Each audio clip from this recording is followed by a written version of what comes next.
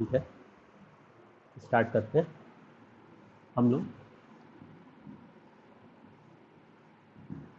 Article 16 देख रहे थे, पढ़ रहे थे मतलब, और इसमें हम लोगों ने क्लॉज 1 कर लिया था, क्लॉज 2 कर लिया था, क्लॉज 3 भी हो गया था हमारा, क्लॉज 4 से आज आगे हम लोग को बढ़ना था। तो आर्टिकल 16 में आप लोग जो अभी तक पढ़े होंगे वो कुछ बहुत खास नहीं था, ऐसा नहीं है नहीं आता एग्ज़ाम में, बट जो पूरा डिस्प्यूट एराइज होता है वो हमारा ये जो आपका क्या कहते हैं इसको, आर्टिकल 16 क्लॉज 4 के ऑनवर्ड जो मैटर शुरू होता है रिजर्वेशन वाला, वो वहाँ से प्रॉब्लम एराइज होती है। ठीक है, तो एक चीज़ हमेशा ध्यान रखना है, आर्टिकल 16(4) को हमेशा 335 के साथ पढ़ा जाता है, क्योंकि 335 में जो है SC/ST के रिजर्वेशन की 335 में जो आपका आर्टिकल 16(4) है, इसको आप हमेशा 335 के साथ रीड करेंगे। अभी बताएंगे क्यों, परेशान मत होइए, एक एक चीज़ें अच्छे से क्लियर करा दी जाएगी। देखिए, एक बार रीड कर लेते हैं 16(4) को, 16(4) को रीड कर लेते हैं, फिर इसको आगे पढ़ते हैं। ठीक है, रीड करिएगा अपने बैरक में आप लोग। आवाज़ जा रही हुई, अगर किसी को आवाज़ नहीं जाती है तो वो रीज्वाइन करेगा, और सारे लोगों को नहीं जाती है तो मैसेज करिएगा, रीज्वाइन करने पे भी नहीं जा रही है तो आप मैसेज करिएगा, फिर मैं कंफर्म कर लूँगा कि क्या प्रॉब्लम है। ठीक है, इसको रीड करते हैं।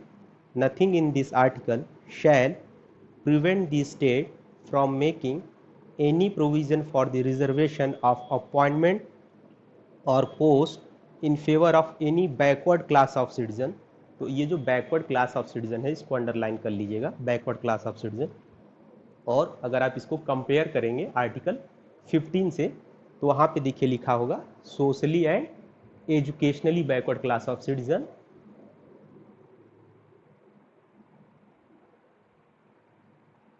ठीक है, क्या बोर्ड नहीं दिख रहा आप लोग को? मेरे ख्याल से बोर्ड तो पूरा दिख रहा होगा। ठीक है, बोर्ड कंप्लीट दिख रहा होगा, ये थोड़ा कॉर्नर पे लिख लिया इस वजह से नहीं दिख रहा होगा, रुकिए मैं इसको सही कर देता हूँ।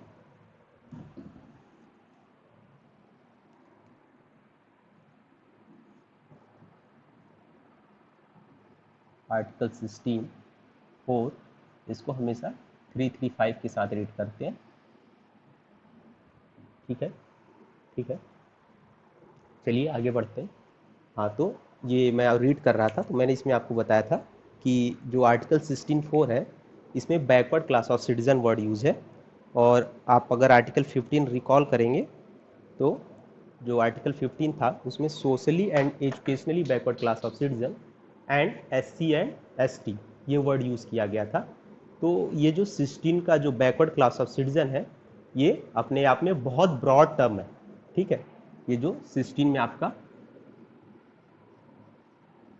Backward class of citizen word use है, ये जो वर्ड है ये ब्रॉड टर्म है, इसमें आपके SC भी आते हैं, ST भी आते हैं, प्लस OBC भी आते हैं। इनके अलावा अदर कोई बैकवर्ड क्लास होगा तो वो भी इसमें आएगा। इन तीनों के अलावा अदर कोई बैकवर्ड क्लास ऑफ सिटीजन होंगे, ठीक है, अदर कोई बैकवर्ड क्लास ऑफ सिटीजन होंगे वो भी इसमें आएंगे, क्योंकि अब देखिए अब आपके पास एक नया बैकवर्ड क्लास ऑफ सिटीजन मिल गया है, EWS जिसको आप बोलते हैं। बात समझ रहे हैं कि नहीं, जिसको आप EWS बोलते हैं। ठीक है, इकोनॉमिक वीकर सेक्शन, जो 10% रिजर्वेशन की बात होती है इनके लिए, अब तो अमेंडमेंट के थ्रू ऐड हो चुका है 16(6) में, और 15 में भी आप पढ़ चुके हैं। तो ये जो backward class of citizen word use किया गया है आर्टिकल 16(4) में, ये एक ब्रॉडर टर्म है कंपेयर टू आर्टिकल 15 वाले के। इसमें सारे बैकवर्ड क्लास ऑफ सिटीजन आ जाते हैं, चाहे वो SC हो या ST हो या OBC हो या इन तीनों के अलावा कोई other backward class of citizen हो, फॉर एग्जांपल EWS। समझ गए? अब इस पर कोई चर्चा नहीं होगी, आगे बढ़ते हैं। ठीक है, तो ये जो बैकवर्ड क्लास ऑफ सिटीजन है ये ब्रॉडर टर्म है, इसके आगे चलते हैं। Which in the opinion of the state is not adequate represented in the services under the state. ठीक है, देखिए अब इसको हटा देते हैं, अब एकदम बिगनिंग से आ जाते हैं, फिर से एकदम बिगनिंग से आ जाते हैं। ये बहुत कंसंट्रेशन लेवल बढ़ा के अपना पढ़िएगा ध्यान से, ठीक है, कंसंट्रेशन लेवल एकदम बढ़ा के पढ़िएगा, क्योंकि ये थोड़ा समझने में आपको डिफ़िकल्टीज होगी। हालांकि मैं इसको अरेंज करके लाया हूँ, तो कोशिश करेंगे सारी चीज़ें समझ आ जाए। देखिए आर्टिकल 16(4) जो है ये भी बेस्ड है किस प्रिंसिपल पे, रीजनेबल क्लासिफिकेशन पे। ये वर्ड आप लोग हमेशा याद रखिएगा और इसको बार बार कोट करिएगा, इससे आपको नंबर ज़्यादा मिलेंगे, ठीक है। ये जो आपका 16(4) है ये भी बेस्ड है किस प्रिंसिपल पे, रीजनेबल क्लासिफिकेशन पे। और ये आर्टिकल 16(4) किसको एम्पावर करता है, स्टेट को। किसको एम्पावर करता है, स्टेट को एम्पावर करता है। देखिए बैरक में देखिए लिखा होगा, ये स्टेट को एम्पावर करता है, उसको पावर देता है, उसको ऑथराइज करता है कि एक क्या कहते हैं, एक सिस्टम बनाने का, जिसको आप रिजर्वेशन बोलते हैं, ठीक है। ऐसे समझिए इसको, ये एम्पावर करता है रिजर्वेशन से रिलेटेड प्रोविजन बनाने का। किसके लिए, किसके लिए, उनके लिए जो जो एक तो बैकवर्ड क्लास ऑफ सिटीजन होंगे, दो कंडीशन पूरी होनी चाहिए, अभी समझाऊंगा फिर से, जो कि बैकवर्ड क्लास ऑफ सिटीजन होंगे, प्लस दूसरी कंडीशन वो एडिक्वेटली रिप्रेजेंटेड नहीं होंगे। आगे चाहिएगा तो नॉट वर्ड ऐड कर लीजिएगा, नॉट एडिक्वेटली रिप्रेजेंटेड। फिर से इसको एक बार बैरक पढ़ के फिर से समझाते हैं आपको। देखिए, nothing in this article shall prevent the state from making any provision for the reservation of appointment और post in favour of any backward class of citizen which in the opinion of the state is not adequately represented in the service under the state। तो जो आपका article 16(4) है, पहली चीज ये तो reasonable classification के प्रिंसिपल पे बेस्ड है, न कि क्लास लेजिस्लेशन के। दूसरी चीज, ये स्टेट को एम्पावर करता है सीटें रिजर्व करने का, जो रिजर्वेशन है उससे रिलेटेड प्रोविजन बनाने का। किस मैटर में, किस मैटर में, आपके ये 16(4) आप देखिए तो आपका ये जो है ये गवर्नमेंट जॉब वगैरह की बात करता है।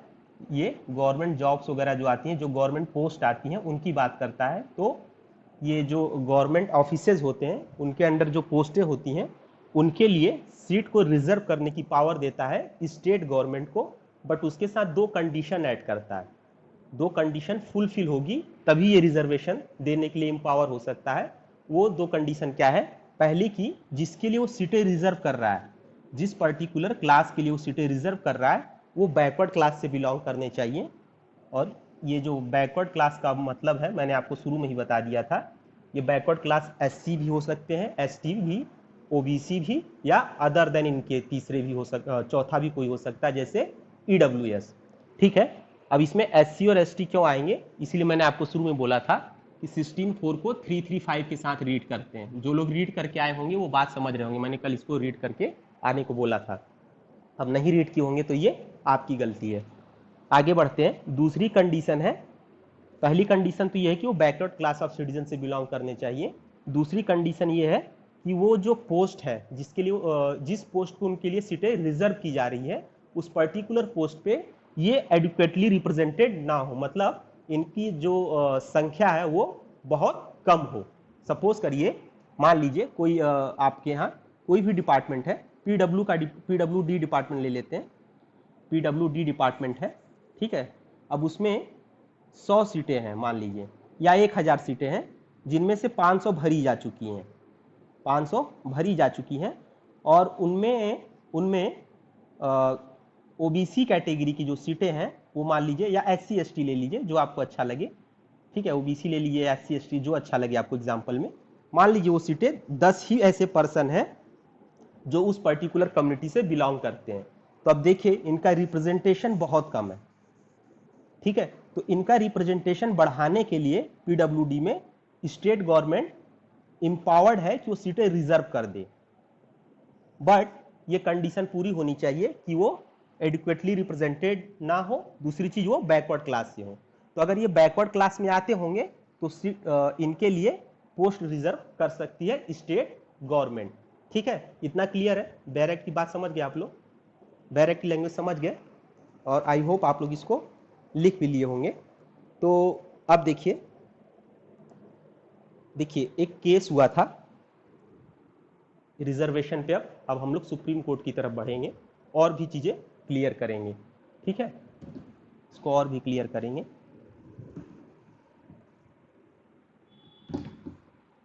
देखिए एक केस था Balaji versus state of Mysore का। Balaji versus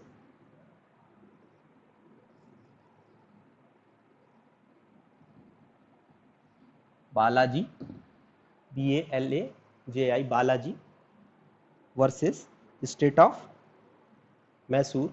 Balaji versus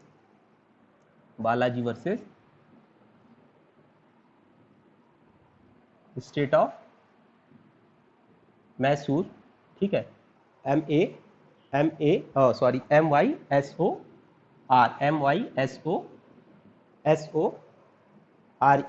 Mysore, MYSORE। ये AIR 1963 का केस था।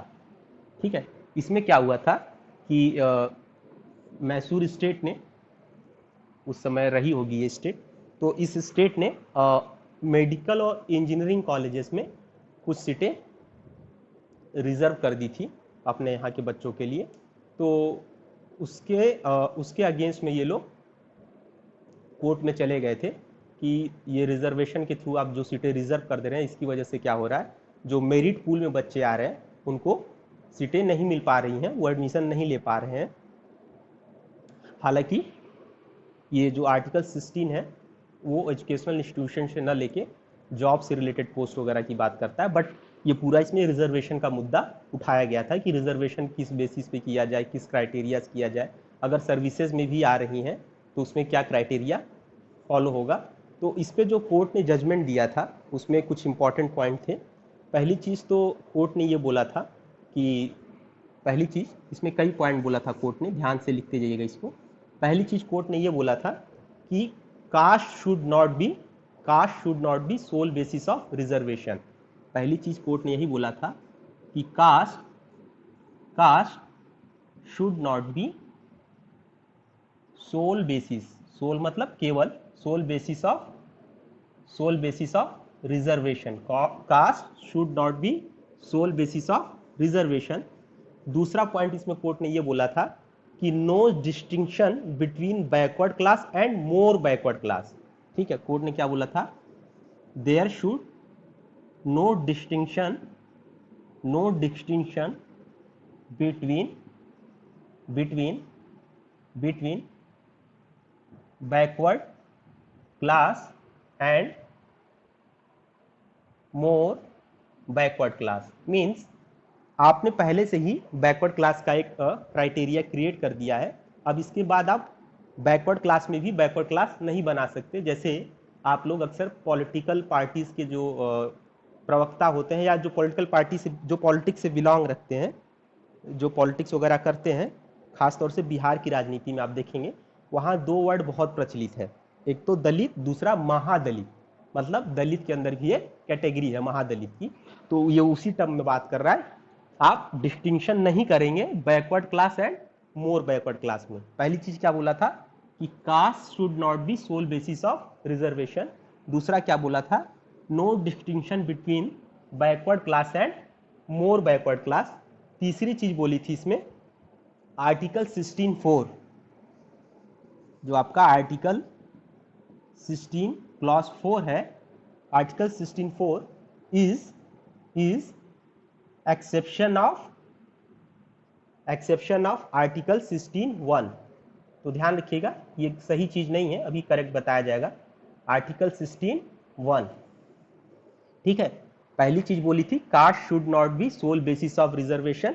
दूसरा बोला था state can not discriminate between backward class and more backward class, ठीक है। डिस्क्रिमिनेशन वर्ड चाहे डिस्टिंक्शन वर्ड यूज करिए।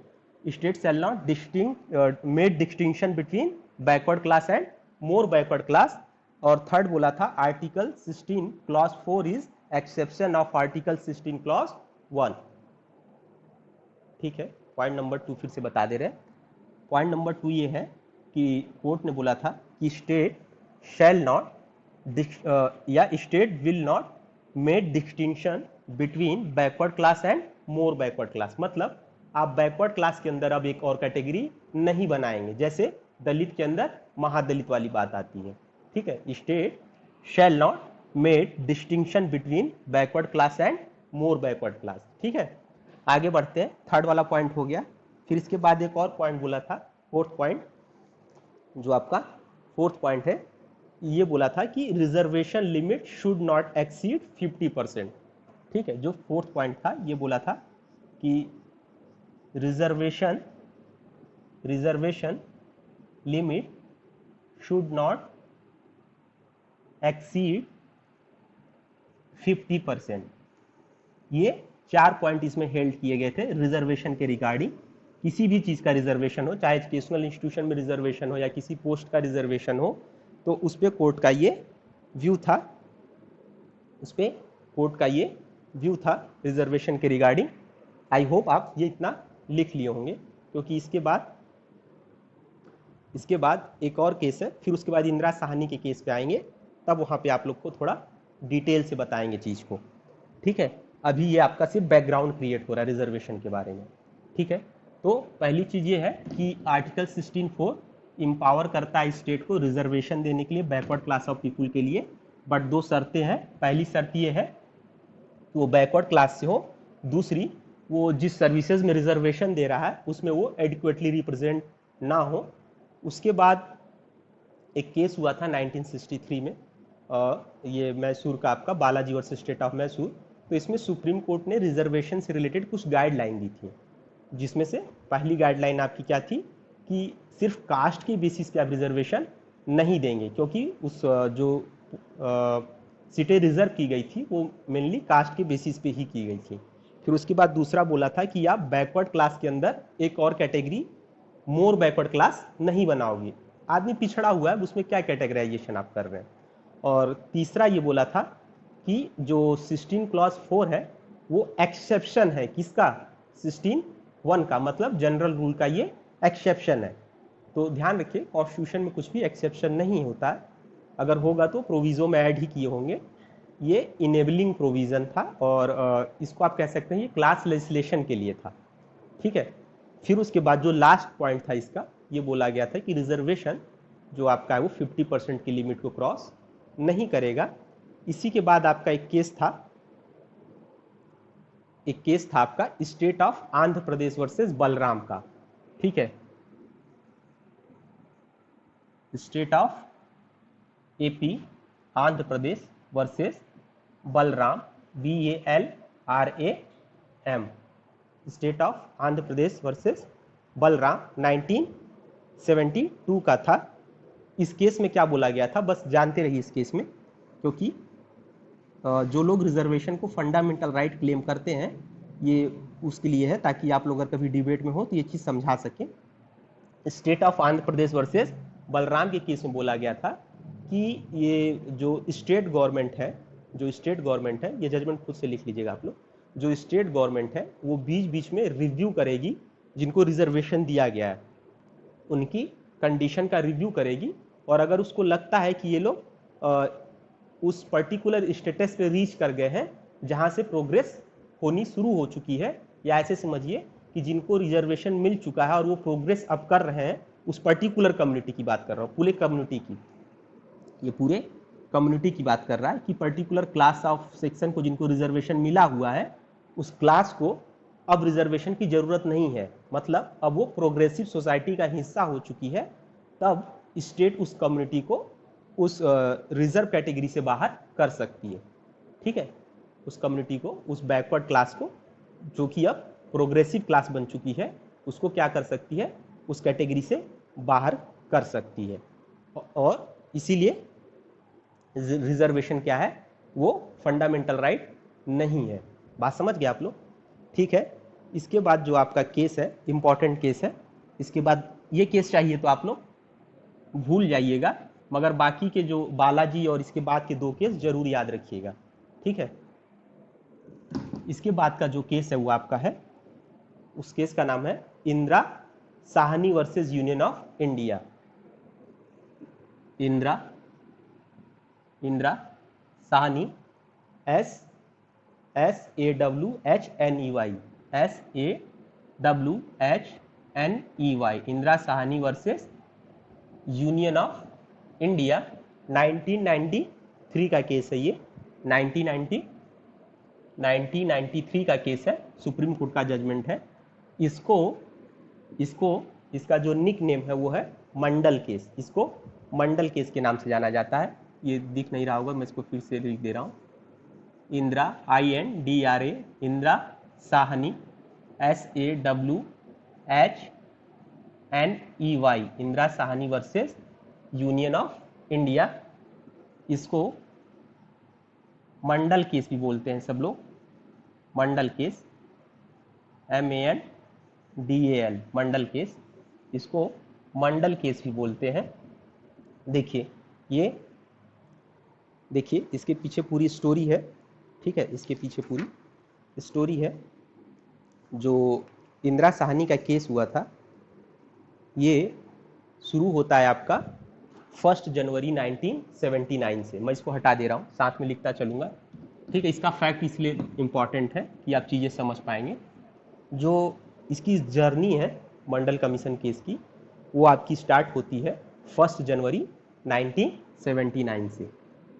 1 जनवरी 1979 से क्या होता है कि उस समय जो गवर्नमेंट थी, गवर्नमेंट ऑफ इंडिया, उसने second backward class commission, first नहीं सेकेंड, मतलब इसके पीछे पहले भी एक कमीशन अपॉइंट हो चुका था। तो ध्यान रखिएगा, ये फिर से 1 जनवरी 1979 से शुरू हो रही जर्नी। तो उस समय की जो प्रिसाइडिंग गवर्नमेंट थी, जो सत्ता में उस समय गवर्नमेंट थी, उसने सेकेंड, फिर से बोल दे रहा हूँ मैं, सेकेंड, ये सारी चीज़ें याद रखिएगा, ये GS में भी आती है इसलिए मैं बता रहा हूँ। Second backward class of citizen commission appoint किया। सेकेंड बैकवर्ड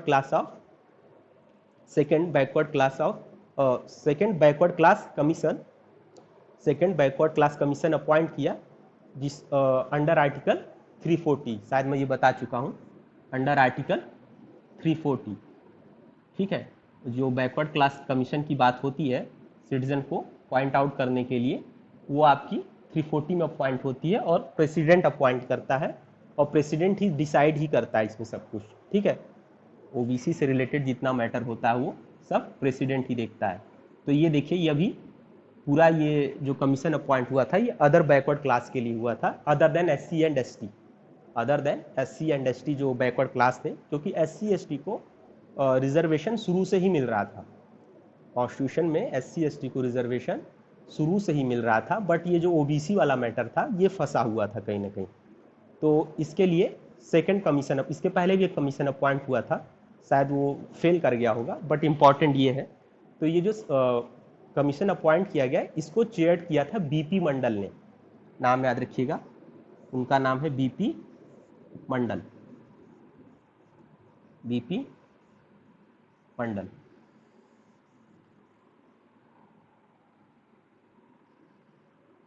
BP मंडल ने इसको चेयर किया था, और इसकी रिपोर्ट उन्होंने सबमिट की थी 1980 में, ठीक है। रिपोर्ट सबमिट की थी कब?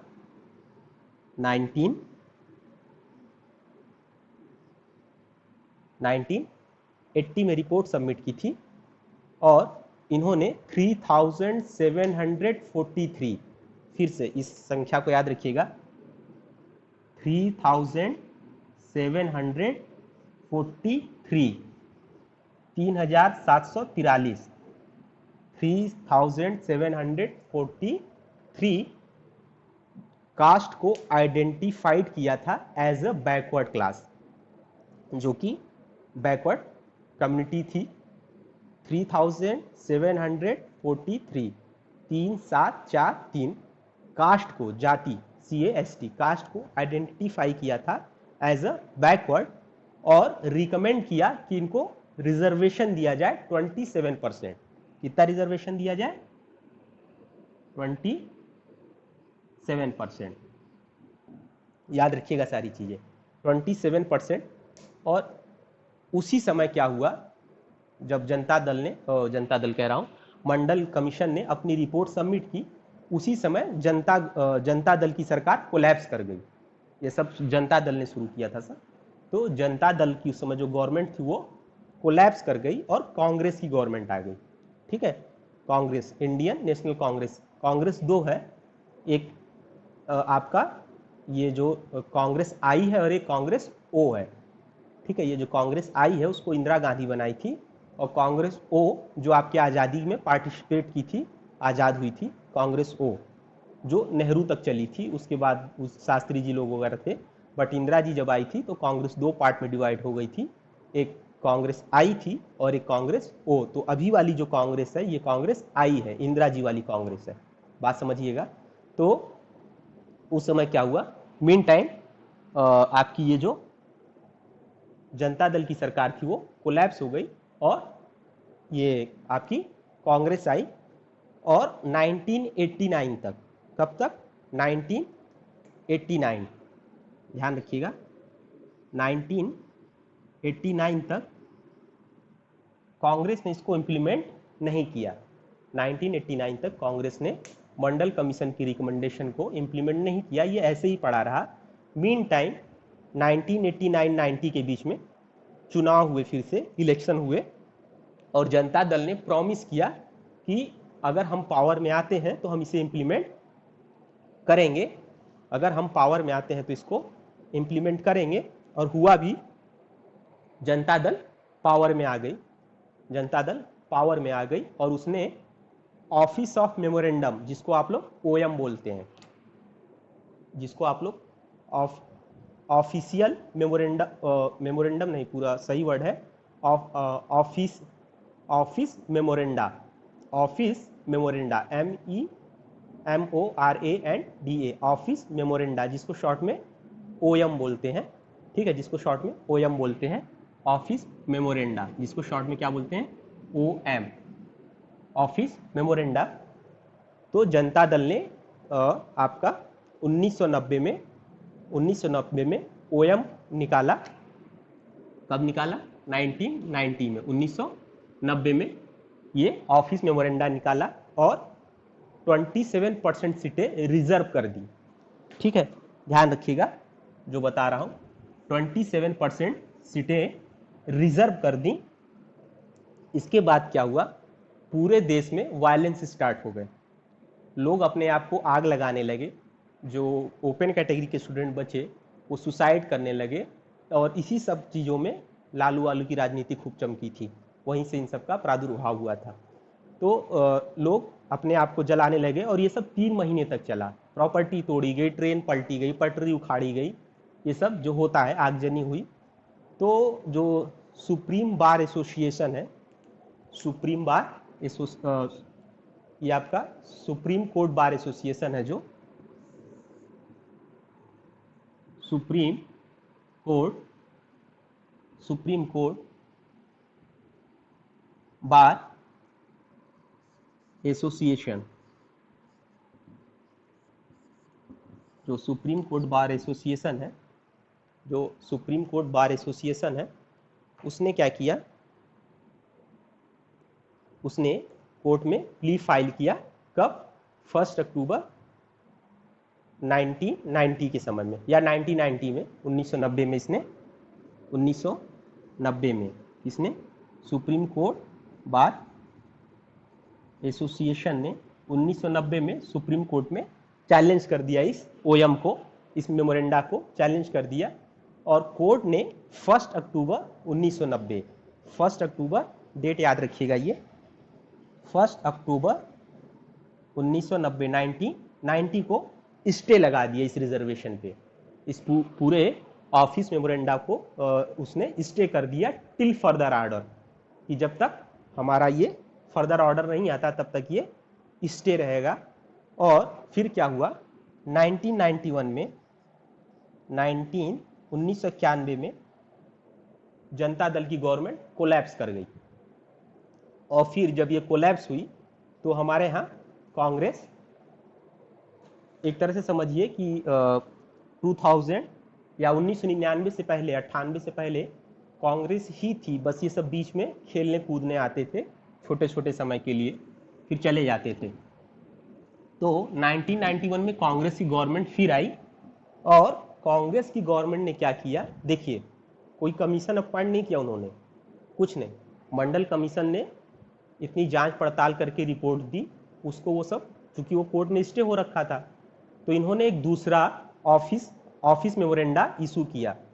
कांग्रेस पार्टी ने 1991 में एक दूसरा सेकेंड ओएम इशू किया, और इसमें इन्होंने रिजर्वेशन दिया, बट चेंज किए इन्होंने। उसमें दो चेंजेस थे। पहला ये चेंजेस था कि इकोनॉमिक क्राइटेरिया पे, किस बेसिस पे, इकोनॉमिक क्राइटेरिया पे, इकोनॉमिक बेसिस पे जो लोग पुअर थे, इकोनॉमिक बेसिस पे जो लोग पुअर थे, जिन इकोनॉमिक बेसिस पे जो लोग क्या थे, पिछड़े हुए थे या पुअर थे, उनको इसने 27% रिजर्वेशन दिया इकोनॉमिक बेसिस पे। इसने, कांग्रेस ने, ठीक है। दूसरी चीज, जो सोशली एंड एजुकेशनली बैकवर्ड थे, दूसरा जो जिनके पास पैसे वगैरह तो थे बट बहुत ज़्यादा पढ़े लिखे नहीं थे या गाँव में रहते होंगे, जो सोशली एंड एजुकेशनली बैकवर्ड थे, सोशली एंड एजुकेशनली बैकवर्ड थे, उनको 10% रिजर्वेशन दिया। किसको, जो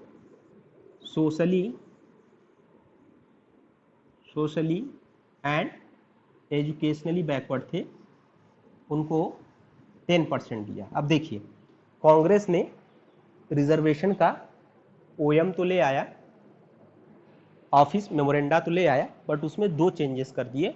इकोनॉमिक बेसिस पे 27% रिजर्वेशन दिया, और सोशली एंड एजुकेशनली बेसिस पे 10% रिजर्वेशन दिया, जो कि फिर से कोर्ट में पहुंच गया मैटर। उसी प्ली में जो पुराना हमारा केस हो रखा था, उसी में इसको भी लिस्ट कर लिया गया, ऐड कर लिया गया। फिर क्या हुआ, जो उस समय 5 जजेस की बेंच थी, जो पहली बेंच थी वो 5 जजेस की थी, फिर उसने मैटर को 9 जजेस के बेंच को भेज दिया। कितने जजेस के बेंच को भेज दिया, 9 जजेस के 9 जजेस के बेंच को भेज दिया। उसके बाद जो बेंच थी उसने 6:3, 6:3 के अनुपात में, मतलब 6 लोग जो थे एक तरफ थे और 3 एक तरफ, जो बेंच का डिवीजन हुआ जजमेंट में वो 6:3 रहा। ठीक है, 6 लोग जो आपका जजमेंट बना, और जो निगेटिव जजमेंट गया वो 3 लोग थे जो दूसरी तरफ गए। माइनॉरिटी जजमेंट इसको, और ये मेजॉरिटी जजमेंट थी। 6:3 के रेशियो में डिवीजन हुई। तो उस जजमेंट में सुप्रीम कोर्ट ने टोटल, अगर आप एनालाइज करेंगे, 7 या 8 पॉइंट दिए थे, 7 या 8 पॉइंट दिए थे। तो उस पॉइंट को अब हम डिस्कस करेंगे कि कोर्ट ने क्या जजमेंट किया। ठीक है, कोर्ट ने क्या जजमेंट दिया।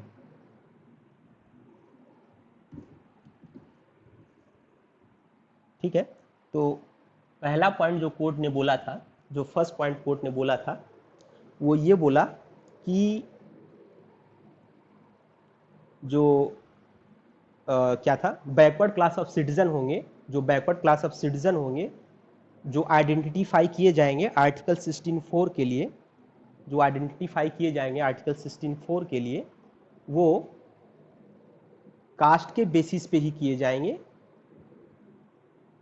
ठीक है, on the basis of caste, और सिर्फ इकोनॉमिक बेसिस पे नहीं किए जाएंगे।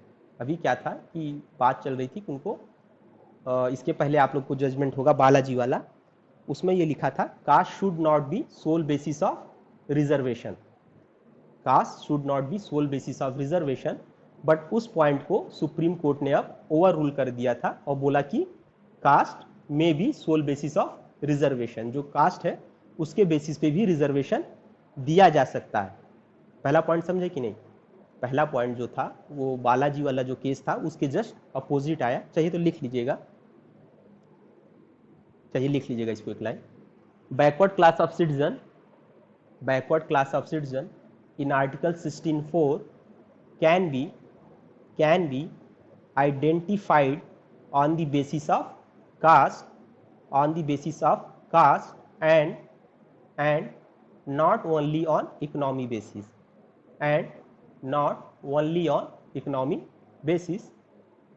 अब इस पॉइंट पे कोर्ट ने क्या किया, बालाजी के जो जजमेंट था अपना प्रीवियस जजमेंट, उसको ओवर रूल कर दिया। किस पे? ये जो पहला जजमेंट था कि caste can be basis of reservation, can be sole word use कर लीजिएगा चाहे तो, can be sole basis of reservation. दूसरा पॉइंट इसमें कोर्ट ने ये बोला था कि आर्टिकल 16(4) जो है वो आर्टिकल 16(1) का एक्सेप्शन नहीं है, वो एक्सेप्शन नहीं है, जबकि ये इंस्टेंस है एक क्लासिफिकेशन का। ठीक है, ये एक इंस्टेंस है, इंस्टेंस मतलब एग्जाम्पल है रीजनेबल क्लासिफिकेशन का। इस पॉइंट पे भी कोर्ट ने क्या किया, बालाजी के केस के जजमेंट को ओवर रूल किया था, क्योंकि बालाजी का केस आप लोग को याद होगा, उसमें कोर्ट ने बोला था कि आर्टिकल 16(1) जो है, जो आर्टिकल 16(1) है वो आपका क्या कहते हैं, आपका जो आर्टिकल 16(1) है वो एक्सेप्शन है, सॉरी 16(4) जो है वो एक्सेप्शन है आपके आर्टिकल 1 का। तो इस पॉइंट पे भी आप लोग देखेंगे कोर्ट ने क्या किया, ओवर रूल किया था, अपने ओवर रूल किया था बालाजी के केस को। अब जो थर्ड पॉइंट है इसका, थर्ड पॉइंट है, उसमें ये बताया था आप लोग को, मैं जब समझा चुका हूं, आप लोग इसको सीधे लिख लीजिएगा, मैंने इसको शुरू में बताया था, इसको लिख लीजिए आप लोग। Backward class in article 16(4), backward class in article 16(4) are not similar to as socially and educationally backward in article 15(4), in article 15(4) full stop 16(4) is more wider term, 16(4) is more wider term, and it includes all the backward class of the citizen. It includes all the backward class of the citizen, whether they SC or ST or OBC or any other type of backward class of citizen, जैसे आपके case में EWS। ठीक है, इसके बाद जो fourth point था उसमें कोर्ट ने बोला था कि creamy layer must be excluded from the backward class, creamy layer must be excluded from the backward class. ठीक है, जैसे कोई बैकवर्ड क्लास का कोई कम्युनिटी है जो पीछे छूट चुकी है, तो उसमें रिजर्वेशन मिलना शुरू हुआ और उसमें कई लोग पीढ़ी दर पीढ़ी IAS PCS बनते जा रहे हैं। तो एक तरह से देखिए उस पर्टिकुलर जो कम्युनिटी के अंदर जो एक फैमिली है, अब वो काफ़ी आगे निकल चुकी है। इसकी वजह से क्या हो रहा है कि जो उसी कम्युनिटी में और पिछड़े लोग हैं उनको रिजर्वेशन का मौका नहीं मिल रहा है। तो ये जो क्रीमी लेयर का कॉन्सेप्ट है वो ये कहता है कि जो अब ऊपर आ चुके हैं उनको रिजर्वेशन से बाहर कर देना चाहिए, ताकि जो अभी भी पिछड़े हुए लोग हैं उनको रिजर्वेशन मिल सके। जैसे एग्जाम्पल के लिए मैं बताता हूँ, हमारे यहाँ एक हमारे जो गाँव में है, तो हमारे यहाँ एक आदमी है, हम लोग का गाड़ी वाड़ी चलाता है, ट्रैक्टर, जिसको आप लोग ड्राइवर बोल सकते हैं। तो उनका जो भाई है, इनके दादा भी 2 भाई थे, उनके दादा भी, मतलब उनका जो भाई है चचेरा भाई, वो पिछले 3 पीढ़ियों से रिजर्वेशन मिल रहा है। तो कोई उसका पिताजी SI थे, दादाजी भी SI थे, और वो खुद अभी भी PAC में है, SI पोस्ट पे ही है। बट जो दूसरा वाला है, जो हमारे यहाँ गाड़ी चलाता है, न उसके दादा को नौकरी मिली थी, न उसके पिताजी को नौकरी मिली, न उसको, और दोनों आते एक ही फैमिली ट्री से हैं। ठीक है, दोनों आते एक ही फैमिली ट्री से हैं, मगर एक तो रिजर्वेशन का फ़ायदा उठा ले रहा है क्योंकि उसके खानदान में एक लोग आ चुके थे और बार बार, अब चूंकि अगर वो ऊपर उठ चुका है, उनके पास इनकम का सोर्स आ गया, सोसाइटी में एक रेस्पेक्टेबल पोजीशन में पहुंच चुके हैं, तो वो उनकी आगे की जनरेशन को अच्छी एजुकेशन मिल जाता है, अच्छा रहना खाना मिल जाता, जो कि एक अदर पर्सन को नहीं मिल पाता। तो उसी चीज़ की बात कर रहा है ये कि क्रीमी लेयर का कॉन्सेप्ट इंट्रोड्यूस होना चाहिए। ठीक है, आगे जो था पांचवा पॉइंट होगा हमारा, इसमें ये बोला कि जो अभी आप लोग को याद होगा बालाजी वाला केस, जिसमें बोला गया था कि बैकवर्ड क्लास के अंदर आप मोर बैकवर्ड क्लास नहीं ला सकते। तो फिर से सुप्रीम कोर्ट ने अपने पुराने जजमेंट को ओवर रूल किया और बोला कि बैकवर्ड क्लास के अंदर भी आप एक नया डिस्टिंक्शन बना सकते हैं मोर बैकवर्ड क्लास का, ताकि उन्हें आइडेंटिफाई करके ऊपर लाया जा सके। ठीक है, तो ये पॉइंट लिख लीजिएगा। Article 16(4) Article 16(4) permits classification of backward class into backward and more backward class, full stop, backward and more backward class, full stop. At this point, Supreme Court has overruled the Balaji case. At this point, Supreme Court has overruled the Balaji case. बात समझ गए? आगे 6 point जो है ये फिर से Balaji case को ओवररूल करने की बात कर रहा है, क्योंकि आप लोग को बताया होगा कि बालाजी का जो लास्ट वाला पॉइंट था उसमें कोर्ट ने ये बोला था कि reservation limit should not cross दी 50%। 50% का जो लिमिटेशन है उसको रिजर्वेशन क्रॉस नहीं करना चाहिए। तो इस केस में कोर्ट ने क्या बोला था, इंदिरा साहनी केस में, कि ये जो रूल है 50% वाला, ये ब्रेक किया जा सकता है, बट किसी सर्टेन एरिया में, जैसे नागालैंड हुआ जहाँ पे बहुत ज़्यादा बैकवर्डनेस है।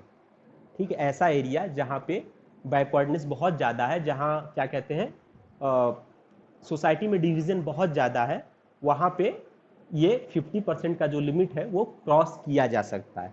तो यहाँ पे इसने फिर से बालाजी के जजमेंट को अपने ओवर रूल कर दिया। चाहिए तो लिख लीजिएगा इसको, इस पॉइंट को भी लिख लीजिएगा। Reservation should not exceed 50%। Reservation should not exceed 50%, but in area like Nagaland it can be exceed, but in certain area like Nagaland it can be exceed। ठीक है, यहाँ तक ठीक है, 6 पॉइंट हो गए होंगे। और आपका 7वां पॉइंट ये था कि रिजर्वेशन, देखिए ये जो अभी मंडल कमीशन की रिपोर्ट को लागू करना हो या कांग्रेस ने जो भी लाया था, ऑफिस ऑफ मेमोरेंडा जो उन्होंने निकाला था, वो सब एक एग्जीक्यूटिव ऑर्डर के थ्रू था। तो ये भी चैलेंज हुआ था, क्या एग्जीक्यूटिव ऑर्डर के थ्रू रिजर्वेशन बनाया जा सकता है? तो इसी पे कोर्ट ने बोला था, इसको पॉजिटिव मैनर में आंसर दिया था, और कोर्ट ने बोला था कि जो रिजर्वेशन है it can be made by executive order only, और इसके लिए नो एक मिनट रुक जाइएगा, हाँ, no need to parliamentary legislation, मतलब पार्लियामेंट की जरूरत नहीं है लेजिस्लेशन बनाने की इसके ऊपर, इसको सिर्फ और सिर्फ आप एग्जीक्यूटिव ऑर्डर के थ्रू ही निकाल सकते हैं। बात समझ गए? लिख लीजिएगा इसको भी। Reservation can be made by an executive order. Reservation can be made by an executive order. It need not be made by parliament. It need not be made by parliament or legislature।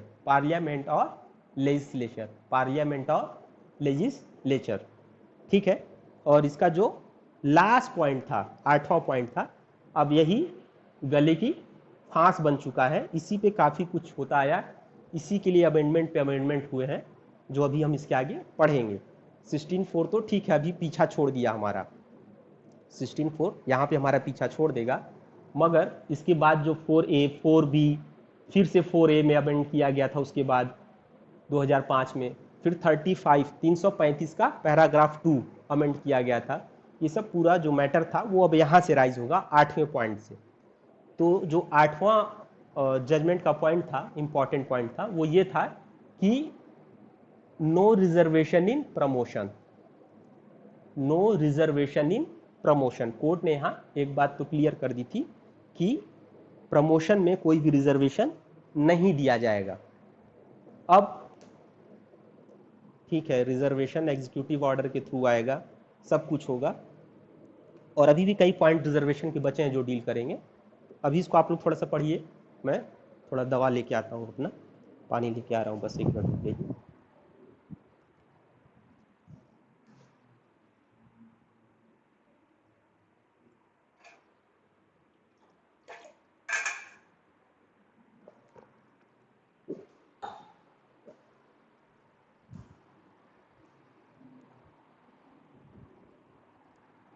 ठीक है, शुरू करते हैं। तो ये case आप समझ गए होंगे, ये जो केस था इनका, इंदिरा साहनी वाला केस था, ये पूरा केस समझ गए होंगे, फैक्ट समझ गए होंगे, और उसके बाद ये जो जजमेंट था पूरा ये समझ गए होंगे। अब जो है ये देखिए, ये तो पूरी कहानी थी 16(4) की, मगर जो 16(4) है, अच्छा इसी में 16(4) में ही एक अशोक ठाकुर का केस है। हालांकि वो जब रिजर्वेशन वाला बात हम लोग कंप्लीट करेंगे तब उसको बता देंगे, ठीक है, अभी तो इसको छोड़ दीजिए। जब रिजर्वेशन वाला पार्ट खत्म करेंगे, प्रमोशन वाला, तो उसी समय अशोक ठाकुर का केस डील करेंगे, तभी बता देंगे एक साथ ही, और वही अच्छा भी रहेगा, नहीं तो फिर कंफ्यूजन क्रिएट होगा उससे। ठीक है,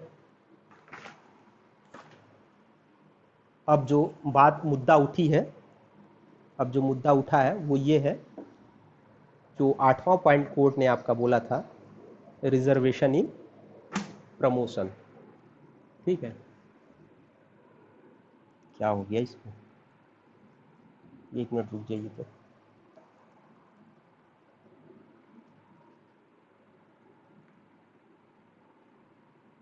ये मार्कर का कुछ सब्स्टिट्यूट नहीं होता है, कुछ ऐसा जो खराब ना हो, इसको आप कुछ भी करिए, ये चलेगा नहीं। बस कंप्लीट तो करना है इसको आज, 1 सेकेंड और समय दीजिएगा। देखते हैं रेड आप लोग को दिखता है कि नहीं।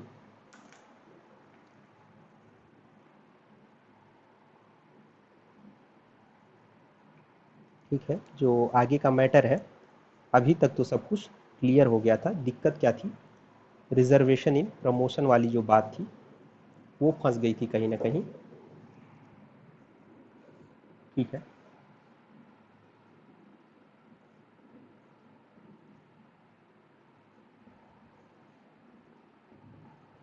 रिजर्वेशन इन जो प्रमोशन, देखिए जो सुप्रीम कोर्ट का 8वां पॉइंट था, 8th पॉइंट था इंदिरा साहनी के केस में, उसमें कोर्ट ने क्लियरली बोला था कि जो रिजर्वेशन है वो हम प्रमोशन में नहीं देंगे, जो रिजर्वेशन है वो हम प्रमोशन में नहीं देंगे। उसके पीछे तर्क ये था कि एक बार आप सर्विस में आ गए तो जो इक्वलिटी अमंग्स द इक्वल वाला कॉन्सेप्ट है वो अप्लाई हो जाता है। अब जो सारे आईएएस हैं अब वो एक ही प्लेटफॉर्म पे आ गए हैं, अब इक्वलिटी अमंग्स द इक्वल वाला जो बात है वो आ चुका है। अगर आप हम फिर इसमें किसी को प्रमोशन देते हैं तो ये अदर के इक्वलिटी का वायलेशन होगा, क्योंकि अब आप सारे लोग आईएएस हैं। मान लीजिए जब एग्ज़ाम हुआ तब आपको रिजर्वेशन दिया गया, जब एग्ज़ाम हुआ तब आपको रिजर्वेशन दिया गया, उसके बाद आप रिजर्वेशन का बेनिफिट आपको मिला और आप आईएएस के कैडर में आ गए हैं। साथ में अदर बच्चे भी हैं जिनको जो ओपन कैटेगरी से थे, जो मेरिट पूल बोलते हैं जिसको, जो मेरिट पूल से आए थे। अब क्या है, अब आप सारे लोग एक उस पे आ चुके हैं, क्या कहते हैं, एक सेम प्लेटफॉर्म पे आ चुके हैं। अब आप लोग के बीच में इक्वालिटी है, बट अगर हम इसमें अब इनको रिजर्वेशन देने लगे प्रमोशन में, तो ये जो प्रिंसिपल है हमारा इक्वलिटी अमंग्स द इक्वल वाला, उसका वायलेशन होने लगेगा। आर्टिकल 14 का वायलेशन होगा, आर्टिकल 16 के 1 और 2 का वायलेशन होगा। तो उसको ध्यान में रखते हुए कोर्ट ने जो था वो रिजर्वेशन इन प्रमोशन को डिनाई कर दिया। ठीक है, तो इस चीज को जो इंदिरा साहनी का जजमेंट था, अब देखिए जो रिजर्वेशन इन प्रमोशन है इसको समझने के लिए आपको टोटल 4 आर्टिकल पढ़ने पड़ेंगे। ठीक है, जो इसी टॉपिक में है, रिजर्वेशन इन प्रमोशन। चाहिए तो आप लोग ये टॉपिक डाल लीजिएगा, रिजर्वेशन इन प्रमोशन। ठीक है, चाहिए तो आप लोग ये एक हेडिंग ही बना लीजिएगा, रिजर्वेशन इन प्रमोशन। ठीक है, रिजर्वेशन इन प्रमोशन। ठीक है, अब इसमें क्या हुआ, जो इंदिरा साहनी का जजमेंट का लास्ट पॉइंट था, जो इंदिरा साहनी के जजमेंट का लास्ट पॉइंट था कि हम प्रमोशन में रिजर्वेशन नहीं देंगे, तो इसकी वजह से क्या हुआ कि टोटल 3-4 अमेंडमेंट कर डाले पार्लियामेंट ने। एक तो आपका अमेंडमेंट हुआ था आर्टिकल 16 का ए, ठीक है, 16 का ए, फिर उसके बाद एक 16 का बी देख लेते हैं। हालांकि ये रिजर्वेशन इन प्रमोशन से नहीं था, बट चूंकि इस मैटर के बाद ही हुआ था तो इसको भी इसी में पढ़ लेंगे हम लोग। 16 का बी इंदिरा साहनी केस के बाद हुआ था, इसलिए इसको इसी में पढ़ लेंगे। ये कैरी फॉरवर्ड रूल से रिलेटेड था, बताएंगे सब आप लोग को। इसके बाद आपका जो है फिर से 16 के ए में ही अमेंड किया गया था, जिसको आप लोग consequential seniority basis word add किया गया था, कॉन्सिक्वेंशियल सीनियरिटी के बेसिस पे, अभी बताएंगे इसको भी। और चौथा आपका 82 अमेंडमेंट से 335 का पैरा सेकेंड ऐड किया गया था, पैराग्राफ सेकेंड ऐड किया गया था। ठीक है, पैराग्राफ सेकेंड ऐड किया गया था। अच्छा, एक और चीज़ मैं जो भूल गया, जब मंडल कमीशन का जजमेंट आया था तो उसमें सुप्रीम कोर्ट ने बाबा साहब की एक स्पीच भी, कॉन्स्टिट्यूशनल असेंबली के एक स्पीच को ऐड किया था, एक लाइन को, जिसमें उन्होंने रिजर्वेशन को इविल बताया था कि अगर इसको हम बहुत दिनों तक देते रहे, लॉन्ग ड्यूरेशन तक अगर हम इसको देते रहे, इनिशियली इसको 10 to 15 ईयर के लिए ऐड किया गया था, बट हमारे यहाँ जो पॉलिसी मेकर है ना, जो हमारे नेता लोग, वो अपनी जेब भरने में लगे रह गए। इस वजह से लोगों का अपलिफ्टमेंट नहीं हो पाया और फिर उस पर राजनीति होने लगी और ये फिर बढ़ता चला गया। तो इसी चीज़ का जो डर था वो अम्बेडकर जी ने अपने उस स्पीच में दिया था कि कहीं ऐसा ना हो कि लोग इसको एज अ बैसाखी यूज़ करने लगे। ये अम्बेडकर जी का स्पीच है, आप लोग चाहिए तो नेट वगैरह पे मिल जाएगा आपको, तो पार्लियामेंट्री डिबेट जो होती है उस पर मिल जाएगा, राज्यसभा टीवी पे, वेबसाइट पे आप जाएंगे वहाँ पा जाएंगे। तो वहाँ पे इन्होंने बोला था कि ये एक इविल का वर्क करेगा और इससे हमारे लोग कमज़ोर हो जाएंगे। हमारे लोग का मतलब था कि he was a representative of backward class, तो वो उनके लिए बोल रहे थे कि उनको एक सहारे की आदत लग जाएगी और फिर इस पर पॉलिटिक्स होगी, वो इससे बाहर नहीं आ पाएंगे। तो उस चीज़ को कोर्ट करके सुप्रीम कोर्ट ने ये सारा जजमेंट दिया था इंदिरा साहनी केस का। खैर, आगे बढ़ते हैं। तो ये 4 चीज़ें हम लोग को पढ़नी पड़ेगी रिजर्वेशन इन प्रमोशन में वाले मैटर में, हम लोग देखेंगे इसको। ठीक है, हालांकि ये बी वाला जो है ये कैरी फॉरवर्ड रूल से रिलेटेड है, डायरेक्टली नहीं रिलेटेड है। ठीक है, अब देखिए, जो इंदिरा साहनी का जजमेंट था कि हम रिजर्वेशन नहीं देंगे प्रमोशन में, उसको नलीफाई करने के लिए जो आपका पार्लियामेंट था उसने article 16(4)A, article 16(4)A add किया।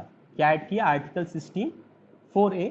और इसके पीछे पार्लियामेंट का ये तर्क था कि जो इंदिरा साहनी का जजमेंट है वो बैकवर्ड क्लास ऑफ सिटीजन के लिए था, मेनली ओबीसी के लिए। हालांकि जो आर्टिकल 16 का बैकवर्ड क्लास है ना, वो ब्रॉडर टर्म है, कोर्ट ने खुद बोला था, बट अब ये नेता हैं, ये कुछ भी बोल सकते हैं। तो उन्होंने बोला कि वो तो मेनली ओबीसी से था, वो SC ST से नहीं था, तो SC ST को हम प्रमोशन देना चाह रहे हैं, न कि पूरे ओबीसी क्लास को। इसीलिए हमने आर्टिकल 16(4)A ऐड किया बाई 77 अमेंडमेंट, 77th अमेंडमेंट 1995 से। ठीक है, 1995 से 77th अमेंडमेंट से इन्होंने ऐड किया इसको, 17 अमेंडमेंट से ऐड किया, 16(4)A को ऐड किया। ठीक है, अब इसको रीड कर लेते हैं, एक बार रीड कर लेते हैं फिर आगे बढ़ेंगे। ठीक है, इसको रीड कर लेते हैं फिर आगे बढ़ेंगे। Nothing in this article shall prevent the state from making any provision for reservation in matter of promotion। अब देखिए, in matter of promotion जो है, इसके बाद है एक word with consequential seniority, with consequential seniority। अब ये जो वाला पार्ट था इसको बाद में ऐड किया गया था, इसके पहले जो था आपका इसके पहले जो था बस इतना था, इन मैटर कहाँ गया, in matter of promotion to any class और class of post in services under the state in favour of the SC and ST। ये जो आपका वर्ड था विथ कॉन्सिक्वेंशियल सीनियरिटी, ये जो आपका वर्ड था विथ कॉन्सिक्वेंशियल सीनियरिटी, इसको बाद में ऐड किया गया था और इसको 85th अमेंडमेंट से 85th अमेंडमेंट से ऐड किया गया था। ध्यान रखिएगा, पूछता ये भी, अभी बताएंगे इसका मतलब बताएंगे। 85th अमेंडमेंट से इसको ऐड किया गया था with consequential seniority, with consequential seniority. ये जो वर्ड ऐड किया गया था ये 85th अमेंडमेंट से ऐड किया गया था। देख लीजिए 85th अमेंडमेंट कब हुआ था आप लोगों का, मेरे ख्याल से 2001 में था शायद ये, ठीक है। ये आपका 30 नंबर है 80, हाँ ठीक है 2001, ये 85th अमेंडमेंट 2001 में हुआ था, इससे ऐड किया गया था। तो जो आर्टिकल 16(4)A है ये स्टेट को पावर देता था, स्टेट को पावर देता है। देखिए आर्टिकल 16(4)A भी जो जनरल रूल आर्टिकल 16(4) से ही निकल के आया है, ठीक है। तो इसमें भी वही सारे प्रिंसिपल अप्लाई होंगे जो 16(4) में अप्लाई होते हैं। मतलब वो एडिक्वेटली रिप्रेजेंटेड नहीं होगा उस सर्विस में, प्रमोशन वाले मैटर में भी वो रिप्रेजेंटेड नहीं होगा एडिक्वेटली, और वो बैकवर्ड क्लास से आता होगा, मतलब SC ST होगा वो, क्योंकि ये स्पेशल SC ST के लिए। एक बार इसको पढ़िए, फिर से बता रहा हूँ मैं, इसको पढ़िए आप लोग। आगे बढ़ते हैं। With consequential seniority to any class और classes of the post in services under the state in favour of SC and ST tribe which schedule caste and schedule tribe which in the opinion of the state are not adequately represented. ये जो word है ना इसको underline कर लीजिएगा, adequately represented in services under the state. मतलब जो आपका आर्टिकल 16(4)A है वो इंपावर करता है किसको, स्टेट को। इसको हटा दे रहा हूं, अमेंडमेंट वाला बात समझ गए होंगे, ये नोट कर लिए होंगे, बताता हूं फिर से। जो आपका आर्टिकल 16(4)A है ये भी किस प्रिंसिपल पे बेस्ड है, रीजनेबल क्लासिफिकेशन के, ठीक है। रीजनेबल क्लासिफिकेशन वाले प्रिंसिपल पे ये भी बेस्ड है। दूसरी चीज, ये स्टेट को इंपावर करता है सर्विसेज में रिजर्वेशन देने के लिए। सर्विसेज में जो लोग हैं ऑलरेडी, जो सर्विसेज में हैं, ठीक है, उनको प्रमोशन में रिजर्वेशन देने के लिए, प्रमोशन में रिजर्वेशन देने के लिए।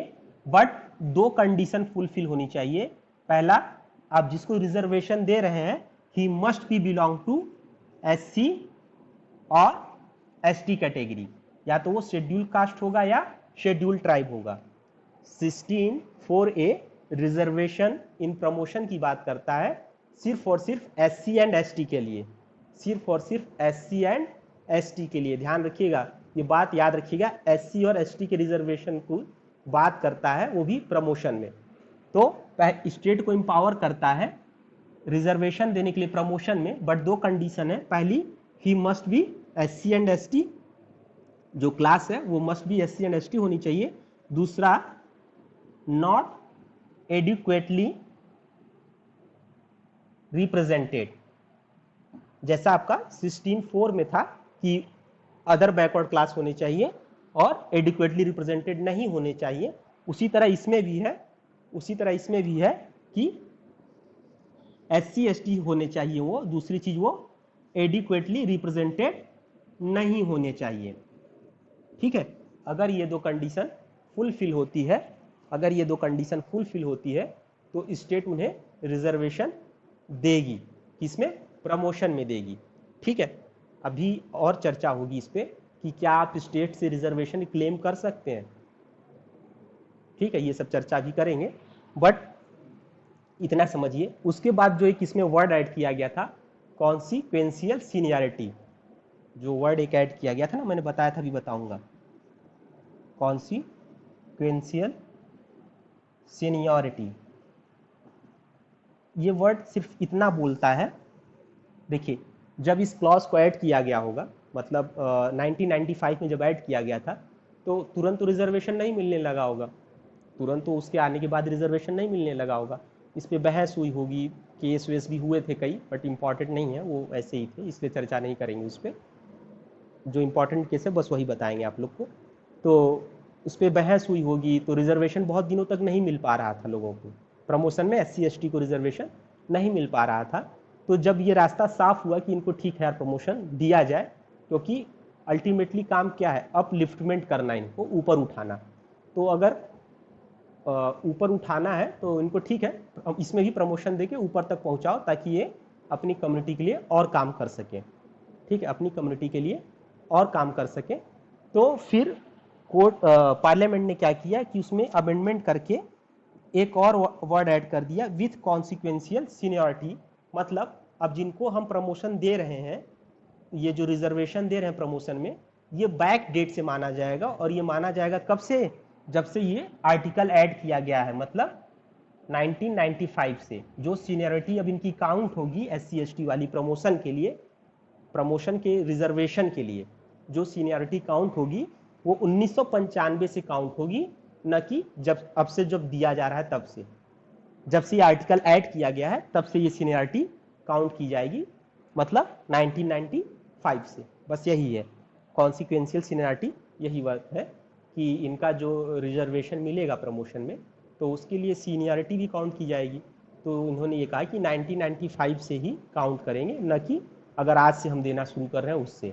हम लोग तब से काउंट करेंगे जब से ये आर्टिकल ऐड किया गया है। तो ये वही है बस। तो इसको सिंप्लीफाई कर लीजिए। सिंप्लीफाई ऐसे करिए कि आर्टिकल 16(4)A ऐड किया गया था, मंडल कमीशन का जो लास्ट पॉइंट हम लोग कोट किए थे कि रिजर्वेशन में प्रमोशन नहीं मिलेगा, उसको नलीफाई करने के लिए। और कोर्ट ने कहा ठीक है, हम सारे बैकवर्ड क्लास को नहीं देंगे, बट जो SC ST हैं उनको हम रिजर्वेशन देंगे प्रमोशन में। इसके लिए उन्होंने इसको ऐड किया। ये बात समझ गए?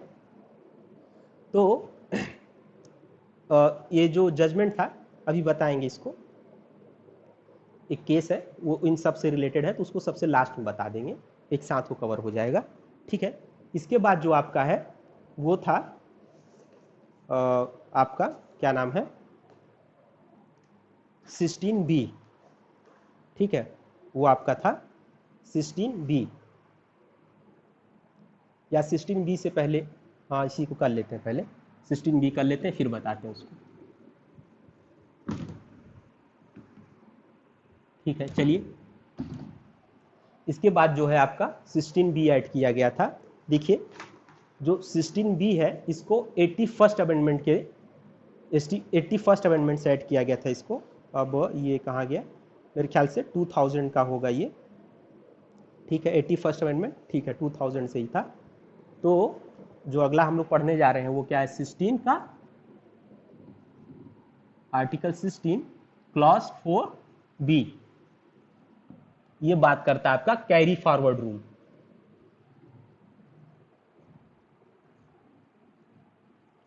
ये बात करता है आपका कैरी फॉरवर्ड रूल का। देखिए जो कैरी फॉरवर्ड रूल है, पहले आप इसको एक बार पढ़ लीजिए फिर समझाते हैं, बैरक पढ़ लीजिए फिर समझाते हैं। Nothing in this article shall prevent the state from considering any unfilled vacancies of a year which are reserved for being filled up in that year in according with any provision for reservation made under clause 4 or clause 4A as separate class of vacancies to be filled up in any succeeding year or years, and such class of vacancies shall not be considered together with the vacancies of the year in which they are being filled up for determining any ceiling of 50% reservation on total number of vacancies of that year। एक बार खुद से पढ़िएगा, नहीं समझ में आएगा तो फिर हम समझा रहे हैं इसको। इसी को कैरी फॉरवर्ड रूल बोला जाता है, उसी का ये थोड़ा एक्सटेंडेड वर्जन है, अभी आपको बताएंगे। पढ़ लीजिए एक बार, खुद से पढ़िए उसको, आराम से खुद से पढ़िए उसको एक बार, डायरेक्ट में अच्छे से पढ़िए उसको, पढ़िए फिर समझाएंगे हम।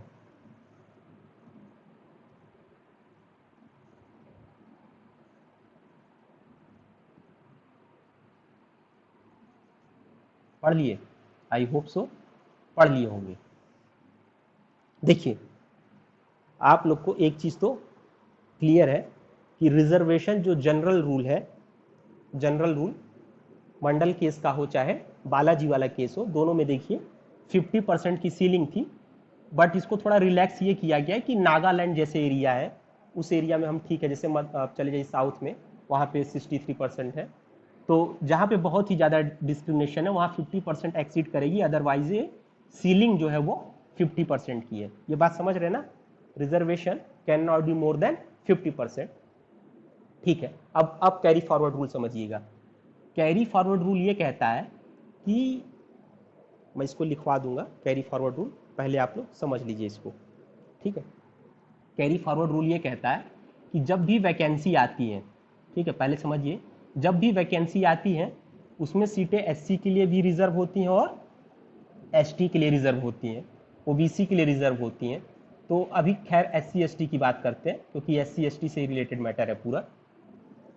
तो जो वैकेंसीज आती हैं एससी एसटी के लिए, अगर ये फिल नहीं हो पाती, अगर ये पूरी सीटें नहीं भर पाती हैं, कई बार भी ऐसा होता भी है, एससी एसटी की जो सीटें आती हैं वो भर नहीं पाती हैं, क्यों? क्योंकि क्वालिफाइंग कैंडिडेट नहीं मिल पाते हैं, एलिजिबल कैंडिडेट नहीं मिल पाते हैं, इस वजह से वो वैकेंसी नहीं भर पाती। तो कैरी फॉरवर्ड रूल क्या कहता था कि जो वैकेंसी नहीं भर पाई है, जो वैकेंसी नहीं भर पाई है उसको हम फिर उसको हम क्या करेंगे, जो ओपन कैटेगरी के स्टूडेंट हैं, जो जनरल कैटेगरी के स्टूडेंट हैं, उनके लिए ओपन कर देंगे और उस सीट को हम किसको दे देंगे, ओपन कैटेगरी के स्टूडेंट को दे देंगे, जो मेरिट पूल से आते हैं, जो मेरिट पूल से बच्चे आते हैं, वो रिमेनिंग सीट हम उनको दे देंगे। और जितनी सीटें नहीं भर पाई, मान लीजिए 100 सीटें थी, एग्जाम्पल से समझिएगा, 100 सीटें थी जिनमें 30 सीटें एससी एसटी के लिए रिजर्व थी। एससी एसटी के लिए कितनी रिजर्व थी? 30 सीटें रिजर्व थी। ठीक है, समझते चलिएगा। अब जो एलिजिबल कैंडिडेट मिले वो 20 ही मिले, कितनी सीटें खाली रह गई एससी एसटी की? 10 सीटें। जो एलिजिबल कैंडिडेट थे वो 20 ही मिले, कितनी सीटें एससी एसटी खाली रह गई? 10 सीटें खाली रह गई, 10 सीटें खाली रह गई। अब कैरी फॉरवर्ड रूल ये कहता है कि इस 10 सीट को हम किससे भर देंगे, हम इसको मेरिट पूल से भरेंगे, जो ओपन कैटेगरी के स्टूडेंट हैं जो मेरिट में आए हैं हम उनको दे देंगे। अब मेरिट पूल के हिसाब से सीटें भर जाएंगी, बट जब नेक्स्ट ईयर हम वैकेंसी लाएंगे, जब हम नेक्स्ट ईयर वैकेंसी लाएंगे तो 10 सीटें एक्स्ट्रा, ये इस बार वाली जो 10 सीटें हमने भर दी थी, तो अगर मान लीजिए हम नेक्स्ट ईयर फिर से 100 सीटें ला रहे हैं, हम नेक्स्ट ईयर फिर से 100 सीटें ला रहे हैं, तो इस नेक्स्ट ईयर 30 की जगह 40 सीटें हम रिजर्व कर देंगे, किसके लिए? एससी एसटी के लिए। मतलब इस साल की जो रिमेनिंग सीटें थी उतनी प्लस सीटें हम अगले साल उनके लिए रिजर्व कर देंगे। मतलब 100 में 30 रिजर्व होनी चाहिए तो हम 40 रिजर्व कर देंगे। ठीक है, अगले साल हम वो 10 सीटें जनरल कैटेगरी से ले लेंगे। बट इसी तरह ये बढ़ते बढ़ते क्या हो जाता था, मान लीजिए इस साल भी 20 ही बच्चे आए, अब 20 सीटें फिर खाली रह गई, तो अगले साल ये कितना हो जाएगा? 60। अब देखिए 100 में 60, देखिए कितना हो गया? 60%। अब रिजर्वेशन का जो रूल है वो क्या कहता है? 50% से ज्यादा रिजर्वेशन नहीं होना चाहिए। जो रिजर्वेशन का रूल है वो क्या कहता है कि रिजर्वेशन, ठीक है, जो 16(4) है, चलिए अभी जो क्वेश्चन है बाद बताएंगे। तो ये जो 50% का कैप है उसको क्या करेगा? एक्सीड कर जाएगा, एक्सीड कर जाएगा। तो अब कोर्ट के, जो कोर्ट ने जजमेंट दिया है उसका वायलेशन होगा, तो ऐसा नहीं हो सकता। ठीक है, ऐसा नहीं हो सकता। तो 2 केस हुए थे यहीं पे, एक देवासम का केस हुआ था, देवा दसन का, DA बताऊंगा अभी, देवा दसन का केस हुआ था। उस केस में कोर्ट ने बोला कि कैरी फॉरवर्ड रूल जो है वो वैड है, अनकॉन्स्टिट्यूशनल है, वो अनकॉन्स्टिट्यूशनल है। बट फिर इंदिरा साहनी के केस में भी कोर्ट ने बोला दोबारा से कि कैरी फॉरवर्ड रूल ठीक है, वैलिड मानता हूं मैं, but it can not exceed the limit of 50%। ठीक है, it can not exceed the limit of 50%। तो फिर ये इंदिरा साहनी के रूल को नलीफाई करने के लिए आपका 4B ऐड किया गया, और इसमें लिखा गया कि कैरी फॉरवर्ड रूल जो है वो जो ठीक है वो 50% के बाद जाएगा, बट उसके लिए उन्होंने क्या किया, रूल बना दिया कि ये जो रिमेनिंग सीटें हैं इनकी, उसको उस सीट में न गिन के एक्स्ट्रा सीट में गिना जाए, उसको एक अलग वैकेंसी की तरह ट्रीट किया जाए। हम नेक्स्ट ईयर वैकेंसी सिर्फ एससी और एसटी के लिए ले आएंगे। जैसे वैकेंसी आई 100 सीटें, वो 100 सीटों में तो उनका 30% रहेगा ही, प्लस 10 सीटें एक्स्ट्रा आएंगी, मतलब टोटल 110 सीटें आएंगी। वो 10 सीटें बैकलॉग वैकेंसीज वाली रहेंगी पिछले साल की, और बाकी जो इस साल की 100 आ रही हैं वो तो आएंगी ही, और उसमें 30 सीटें उनकी रहेंगी, और वो 10 अलग से आएंगी जिसपे सिर्फ एससी और एसटी अप्लाई कर सकेंगे। तो कैरी फॉरवर्ड रूल को इन्होंने अमेंड करके ये बोल दिया कि जो हम नई सीटें लाएंगे उसको उसमें उसके अलावा एक्स्ट्रा सीटें हम वो लाएंगे जो पिछले साल नहीं भर पाई थी, और उसको उसमें ऐड नहीं किया जाएगा। ये आपका 16 का बी वाला पार्ट था। ठीक है, आई होप आप समझ गए होंगे इतना। ठीक है, अब इसमें कैरी फॉरवर्ड रूल एक बार लिख लीजिए, कैरी फॉरवर्ड रूल लिख लीजिए, कैरी फॉरवर्ड रूल लिख लीजिए। Carry forward rule means carry forward rule means if sufficient number of candidate belonging to the SC and ST were not available for appointment to the reserve quota quota,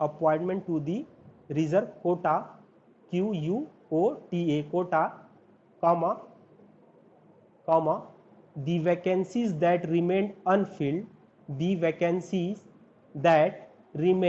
unfilled would be treated as unreserved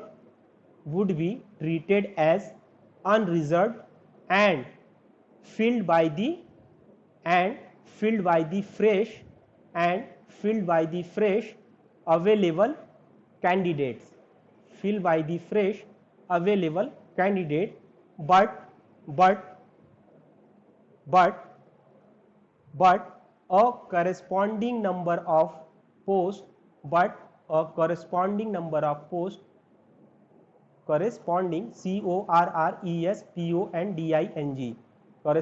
number of posts would be reserved in the next year for SC and ST, would be reserved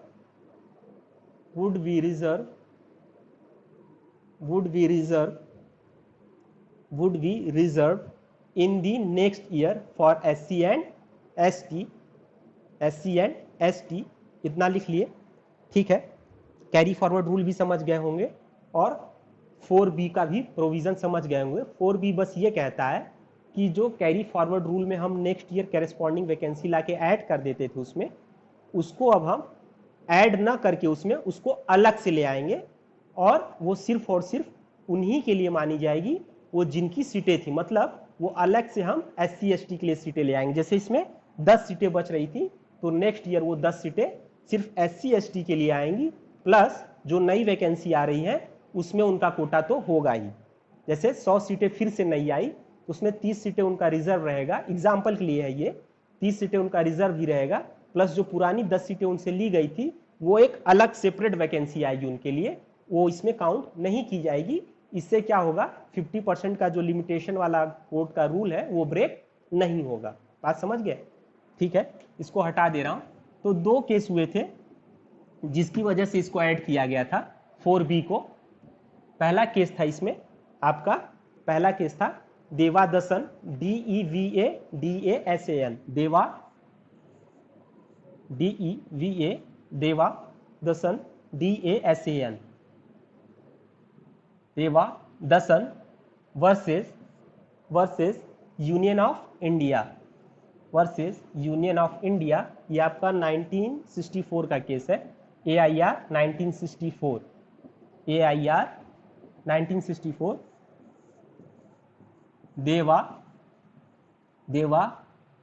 Dasan DASASON है, DASON versus union of India AIR 1964।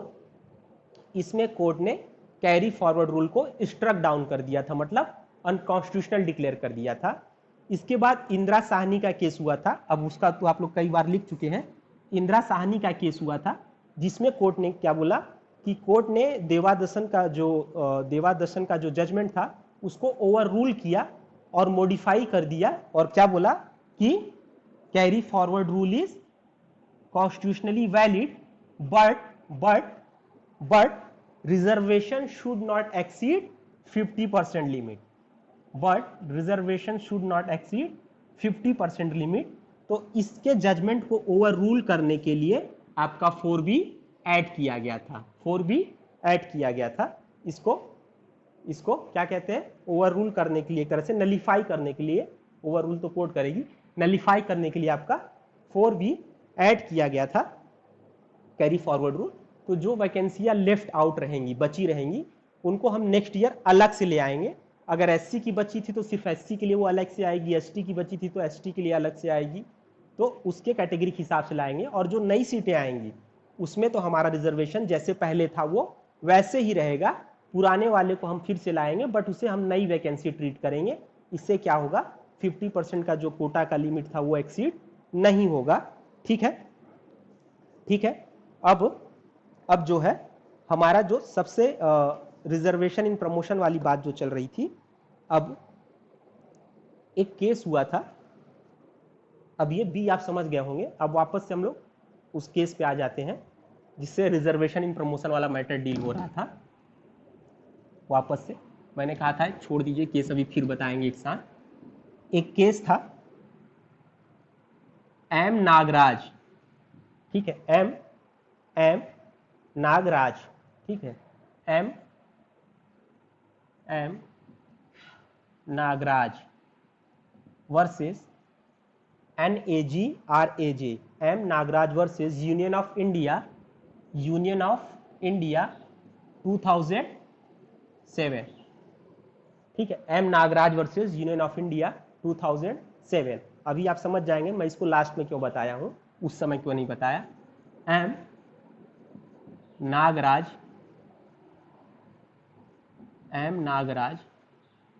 Versus union of India, M Nagraj versus union of India. अब देखिए इस case में क्या हुआ था, आपका ये चारों प्रोविजन चैलेंज हुआ था। कौन कौन सा प्रोविजन, आर्टिकल 16 का 4A,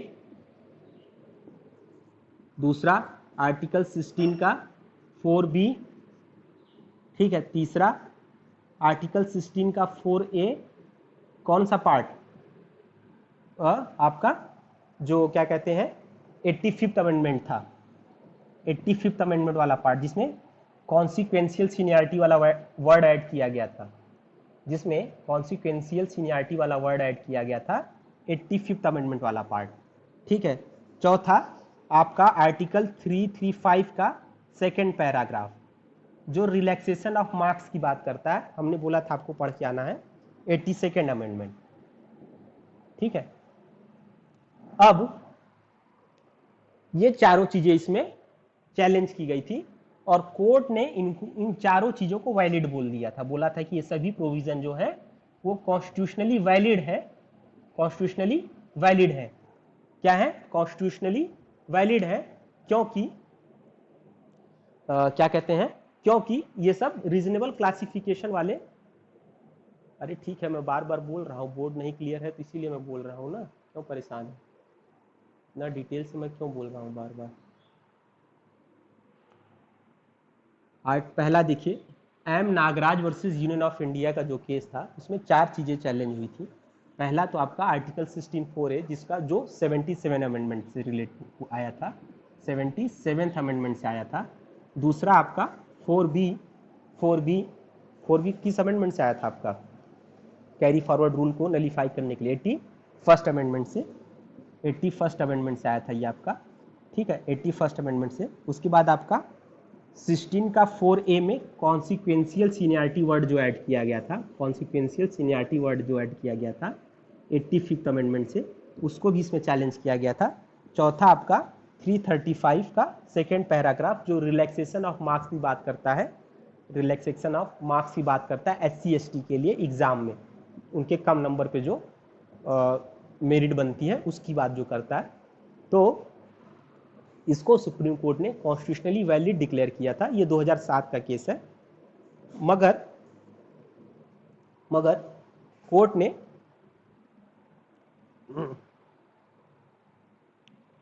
कोर्ट ने क्या था कि इसके अलावा कोर्ट ने ये बोला था कि अब ठीक है, रिजर्वेशन, इसमें प्रमोशन वाला भी मैटर अलग से बोला था, मैं बता दे रहा हूँ। इतना तो वैलिड डिक्लेयर करने के बाद था, फिर कोर्ट ने क्या कहा था कि आपका जो आर्टिकल 16(4)A है, ठीक है, वो वैलिड है, 16(4)A वो वैलिड है। इसको ध्यान रखिएगा, इसको 16(4)A से रिलेट करके जरूर लिखिएगा अपने नोट्स में, ठीक है। मैंने साथ में इसलिए बताया कि सारों रिलेटेड थे। तो कोर्ट ने इस केस में बोला 16(4)A कॉन्स्टिट्यूशनली वैलिड है, बट आप प्रमोशन में रिजर्वेशन तभी देंगे जब फॉलोइंग 3 कंडीशन फुलफिल होगी। इसके साथ कोर्ट ने क्या किया, कंट्रोलिंग फैक्टर लगा दिए, कंट्रोलिंग फैक्टर जो रिजर्वेशन इन प्रमोशन को कंट्रोल करेंगे, कंट्रोलिंग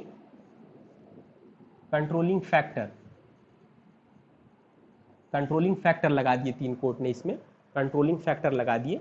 वो 3 क्या थे? पहला ये था कि पहला रिलेटेड था बैकवर्डनेस से। बैकवर्डनेस मतलब बैकवर्डनेस क्लास से वो बिलोंग करता है कि नहीं, मतलब वो जो SC/ST है, जो जिस कम्युनिटी के आप प्रमोशन रिजर्वेशन दे रहे हैं, जैसे SC/ST को आप देना चाह रहे हैं, तो उसके एक आपके पास प्रिसाइज डाटा होना चाहिए। क्या होना चाहिए? डाटा होना चाहिए, प्रिसाइज डाटा होना चाहिए जो इस बैकवर्डनेस को शो करे, जिससे ये प्रूफ हो सके कि ये बैकवर्ड क्लास ऑफ सिटीजन है, ठीक है, जिससे ये प्रूफ हो सके कि बैकवर्ड क्लास ऑफ सिटीजन है। दूसरा गवर्नमेंट ने क्या कहा कि इनएडिक्वेट रिप्रेजेंटेशन होना चाहिए। प्रमोशन की बात कर रहा हूं, रिजर्वेशन इन प्रमोशन के लिए कोर्ट ने कहा ये तो वैलिड है, ठीक है, बट 3 कंट्रोलिंग फैक्टर दे दिए कि आप ऐसे ही कम्युनिटी को रिजर्वेशन दोगे जो बैकवर्ड क्लास की बिलोंग करते हो, उसके लिए आपके पास प्रिसाइज डाटा होना चाहिए। दूसरा, inadequacy of representation, inadequacy of representation, inadequacy of representation की जो उनका रिप्रेजेंटेशन है वो एडिक्वेट ना हो। और लास्ट पॉइंट जो ऐड था, थर्ड था, वो एडमिनिस्ट्रेटिव इफिशियंसी। जो थर्ड पॉइंट था, बता रहा हूं क्या होता है ये एडमिनिस्ट्रेटिव इफिशियंसी। एडमिनिस्ट्रेटिव इफिशियंसी मतलब कि जो आप रिजर्वेशन दे रहे हैं, ठीक है, इससे जो एडमिनिस्ट्रेशन की वर्क करने की कैपेसिटी है उस पर इफेक्ट नहीं पड़ना चाहिए, ठीक है। तो अगर ये 3 पॉइंट प्रूफ कर पा रहे हो आप, तभी आप उनको रिजर्वेशन देंगे प्रमोशन में, ठीक है। बाकी फिर से ये सब पूरा मैटर फरवरी 2020 में एक उत्तराखंड का केस था, उत्तराखंड गवर्नमेंट का केस था, उसमें ये सब सारा मैटर उठ के आया फरवरी 2020 में। केस का नाम था Mukesh Kumar versus state of UK. Mukesh Kumar versus Mukesh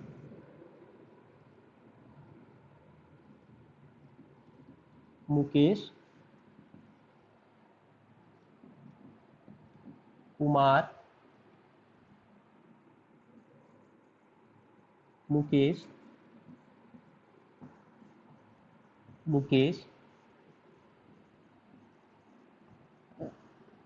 versus state of UK, Uttarakhand, 2020 का केस था ये।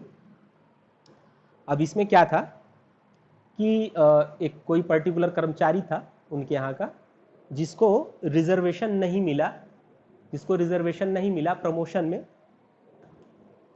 तो वो क्या किया, उत्तराखंड हाई कोर्ट चला गया।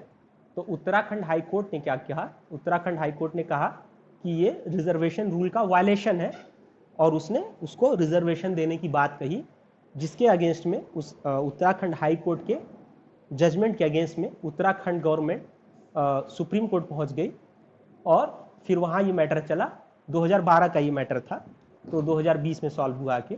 तो जो सुप्रीम कोर्ट थी उसने कहा कि रिजर्वेशन जो है वो फंडामेंटल राइट नहीं है, और वी कैन नॉट डायरेक्ट, मतलब हम किसी भी स्टेट को आदेश नहीं दे सकते, we can not direct to any state to give reservation in promotion, कि हम किसी देश, फंडामेंटल राइट नहीं है आपका रिजर्वेशन, इसीलिए हम किसी भी स्टेट को डायरेक्शन नहीं दे सकते कि वो क्या दे, रिजर्वेशन दे, प्रमोशन में दे, या किसी भी टाइप का रिजर्वेशन हो। स्पेशली रिजर्वेशन इन प्रमोशन की बात हो रही है, तो प्रमोशन पे ही रहते हैं। तो सुप्रीम कोर्ट ने बोला कि हम किसी भी स्टेट को डायरेक्ट नहीं दे सकते कि आप रिजर्वेशन दीजिए, क्योंकि ये एक इनेबलिंग प्रोविजन है। हम लोग शुरू से चर्चा करते आ रहे हैं कि राइट टू रिजर्वेशन से रिलेटेड जो मैटर है 16 वाले जितने भी पार्ट के हैं, 16(4) या 3 हुआ या 4A 4B जो भी हुआ, ये सब इनेबलिंग प्रोविजन है। ये तभी दिए जाएंगे जब स्टेट को लगता हो कि वो बैकवर्ड क्लास से बिलोंग कर रहा है, ठीक है। दूसरी चीज, उनका रिप्रेजेंटेशन एडिक्वेट नहीं है। तीसरी चीज, इससे एडमिनिस्ट्रेटिव इफिशियंसी, एम नागराजन वाला केस था, उसको ध्यान रखिएगा, एडमिनिस्ट्रेटिव इफिशियंसी पे कोई इफेक्ट नहीं पड़ेगा। तो ये 3 कंडीशन अगर फुलफिल हो सकती है तभी गवर्नमेंट रिजर्वेशन देगी। और दूसरी चीज, ये पूरा सोल अथॉरिटी है स्टेट गवर्नमेंट या सेंट्रल गवर्नमेंट की, उनकी अथॉरिटी है, वो चाहे रिजर्वेशन दे या ना दे, you can not claim reservation as a fundamental right, ठीक है, you can not claim reservation as a fundamental right. और दूसरी चीज ये थी, किसी केस में एम नागराजन के जो व्यू था उसको भी चैलेंज किया गया था कि इसको थोड़ा आप डाइल्यूट करिए, बट कोर्ट ने क्या था, उसको एट इज इट रखा था, उसके अंडर नहीं गया था। बट जो वो डाटा वाली बात थी कि प्रिसाइड डाटा होना चाहिए, बस उसको बोल दिया था कि ठीक है, हम ये पहला पॉइंट जो है, हालांकि वो बैकवर्ड क्लास से तो बिलोंग करना चाहिए, बट आपके पास डाटा नहीं भी हो तो भी चलेगा, बट ये तीनों प्रोविजन उन्होंने वैसे ही छोड़ दिया था। तो अभी भी जो स्टेटस है रिजर्वेशन का, खासतौर से रिजर्वेशन इन प्रमोशन वाली बात है, ये अभी भी पूरी की पूरी स्टेट गवर्नमेंट की ऑब्लिगेशन है। ऑब्लिगेशन एक स्टेट गवर्नमेंट का ये इनेबलिंग प्रोविजन है, उसका ऑब्लिगेशन है, उसका मन होगा तो वो देगा, नहीं तो नहीं देगा। अगर उसको लगता है कि आप एडिक्वेट रिप्रेजेंटेड नहीं है, आप बैकवर्ड क्लास ऑफ सिटीजन है और इसकी वजह से एडमिनिस्ट्रेटिव इफिशियंसी पे कोई इफेक्ट नहीं पड़ेगा, तभी वो देगी। दूसरी चीज, आप उससे क्लेम नहीं कर सकते कि मुझे रिजर्वेशन आप दीजिए प्रमोशन में। तो reservation in promotion constitutionally valid है, रिजर्वेशन कॉन्स्टिट्यूशनली वैलिड है, ठीक है, बट ये फंडामेंटल राइट नहीं है, ठीक है। चाहे प्रमोशन में हो चाहे ऐसे ही हो, ये फंडामेंटल राइट नहीं है। और प्रमोशन में या किसी भी प्रमोशन में रिजर्वेशन देने के लिए 3 चीज़ों की ज़रूरत है। पहली चीज़, बैकवर्डनेस होनी चाहिए, इनएडिक्वेसी ऑफ रिप्रेजेंटेशन होना चाहिए, और तीसरा, एडमिनिस्ट्रेटिव इफिशियंसी पे कोई इफेक्ट नहीं पड़ना चाहिए, तभी स्टेट रिजर्वेशन इन प्रमोशन देगी, but you can not claim the reservation. Understand? ये पूरा रिजर्वेशन पे था, ठीक है। अब इसके बाद जो आपका 6 पॉइंट है, 5th नहीं, 5th छोड़ दीजिए, 6 बोल रहा हूँ, आर्टिकल 16 का 6, वो हूबहू वही है जो हम लोग 15 में पढ़े थे। 15 में जो लास्ट वाला ऐड किए थे उसमें कुछ बताना नहीं है, तो वो सेम है, तो उसको नहीं बताएंगे। अब 5th पढ़ लीजिए, इसका जो आर्टिकल 16 का 5 है उसको पढ़ लीजिए, इसमें कुछ बताना नहीं है, न समझाना है, ठीक है, बस पढ़ लेना, इसको पढ़ लीजिए। Nothing in this article shall affect the operation of any law which provides that the incumbent of office in connection with affairs of any religious or denominational institution or any member of the governing body thereof shall be a person professing a particular religion belonging to a particular denomination। जैसे पंडित जी वगैरह को अगर appoint करना हो, जैसे शंकराचार्य की post हो, हालांकि इसको गवर्नमेंट अपॉइंट नहीं करती है, बट एग्जाम्पल के लिए मैं बता रहा हूँ, मान लीजिए अगर गवर्नमेंट अपॉइंट करने लगे शंकराचार्य को, तो वो उसी व्यक्ति को अपॉइंट करेगी जो हिंदू रिलीजन से बिलोंग करेगा। दूसरी चीज, वो पर्टिकुलर कम्युनिटी या क्लास से भी आता होगा। पंडितों में भी कई क्लास होता है, जैसे आप देख लीजिए जो ये मुर्दा घर होते हैं, तो वहाँ पे जो पंडित जी लोग होते हैं जो जलाने वलाने का मतलब क्रियाकर्म कराते हैं, जो क्रियाकर्म वाले, वो दूसरे पंडित जी होते हैं। उनके काम में हम लोग इंटरफेयर नहीं कर सकते, मतलब अदर पंडित इंटरफेयर नहीं कर सकते हैं। तो अगर मान लीजिए कोई गवर्नमेंट ने बनवाया है मुर्दा घर वगैरह और वहाँ उसे प्रिस्ट अपॉइंट करना है, तो वो उसी पर्टिकुलर कम्युनिटी के पंडित जी को पकड़ के ले आएगा। तो आप इसको ये नहीं बोलेंगे कि ये आर्टिकल 16 का वायलेशन है। बस ये इतनी सी बात है।